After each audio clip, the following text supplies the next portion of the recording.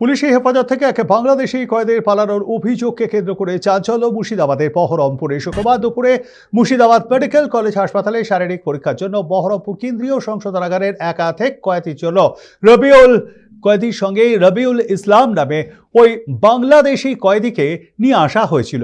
অভিযোগ, শারীরিক পরীক্ষা শেষে পুলিশ প্রিজন ভ্যানে তোলার সময় আচমকায় বহরমপুর থানার এক সিভিক ভলেন্টিয়ারের হাত ছাড়িয়ে দিয়ে চম্পট দেয় ওই কয়েদি।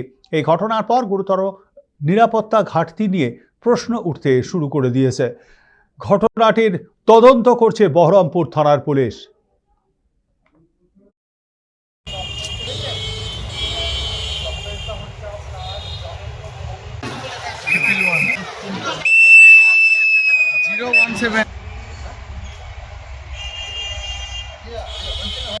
ভাত খাচ্ছিলাম, ওই 1 নম্বর গেট তো ওটা নাকি, হ্যাঁ, ওখান থেকে ওই ছেলেটা দৌড়ে পালাচ্ছে আর সিভিকটা বলছে ধর ধর, কেউ ধরছে না, দৌড়ে এদিক দিয়ে এই গেট দিয়ে পালিয়ে গেল। কোন দিক দিয়ে পালিয়ে গেল? এই তো এই সামনে গেট নাই, ওই গেটটাতে। হ্যাঁ, সিভিক একটা পেছন পেছন দৌড়ছিল, তার না আর আরেকজন মানে বেসেফ কালারের ড্রেস পরেছিল, ও তার পেছনে দৌড়ছিল। পালিয়ে গেল কি করে? পালিয়ে গেল ওটা দেখিনি আমি, দৌড়ে পালাচ্ছিল তাই দেখলাম। আপনার কি পেশেন্ট আছে নাকি? হ্যাঁ, আমার পেশেন্ট আছে, আমার মেয়ে আছে। আপনি কোথায় ছিলেন? আমি ওই সামনে হসপিটালের সামনে বসে ভাত খাচ্ছি।